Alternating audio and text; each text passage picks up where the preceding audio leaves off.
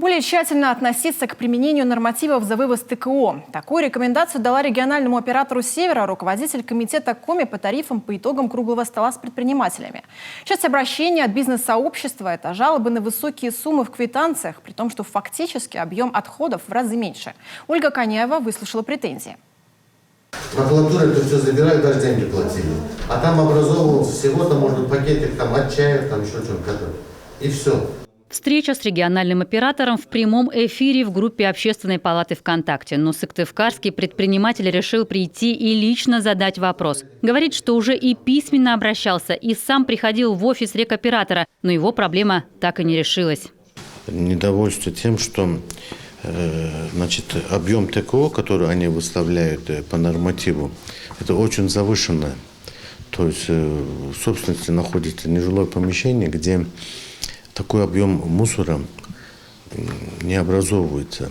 В зависимости от вида экономической деятельности потребителя региональный оператор может применить разные нормативы. По фактическому объему накопления для этого предприниматель должен внедрить раздельный сбор и внести данные в специальный реестр. Есть норматив оплаты по количеству сотрудников. Но чаще всего объемы ТКО рассчитываются по площади помещения. Вот здесь и возникают негодования у многих представителей бизнеса. Судя по реакции регионального оператора, разбираться в каждом случае придется индивидуально. В моей практике, вот таких предпринимателей, как вы, достаточно много на самом деле, и которые приходят и говорят: у меня вот один пакетик чайный, но при этом машинами серых перевозчиков везут либо на полигон, который берет тоже с этого деньги, который не осуществляет прием по весам, либо в лес. Одно дело, ты бетоном занимаешься. Я поэтому и говорю, что ваш вопрос мы возьмем на контроль, посмотрим, специалисты выйдут. Нормативы в регионе будут пересмотрены. Существующие не отражают все виды экономической деятельности и благоустройства. К примеру, сельских магазинов и городских.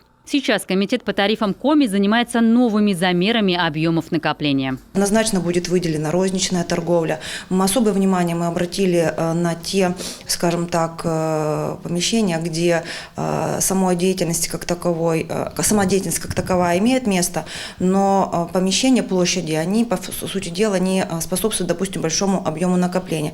Приведу пример. Это, например, магазины, скажем, бытовой техникой, мебельные магазины, ювелирные магазины бытовой косметики, где выставлена бытовой химии и косметики, где выставлены стеллажи, демонстрирующие тот или иной товар. Но результаты появятся только по итогам 4 сезонов. А пока комитет по тарифам продолжает направлять рекомендации и разъяснения по применению уже существующих нормативов. Вопросов к региональному оператору не становится меньше. А несогласные с суммой в квитанции предприниматели во многих случаях просто не платят за услугу. Таких в регионе почти треть. По данным на последнюю отчетную дату сумма больше 300 миллионов рублей. Это в целом по республике.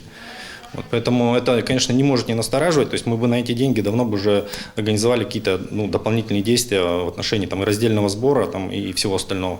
То есть в настоящий момент вот эта задолженность не позволяет нам платить нашим операторам в районах, которые занимаются ТКО. То есть таких у нас операторов достаточно много. Еще до прямой линии региональному оператору направили больше 4 десятков вопросов, а в ходе трансляции появились и новые. Нюансов много, а потому за круглым столом решили встретиться еще раз. Ольга Коняева, Дмитрий Булаев, телеканал Юрган.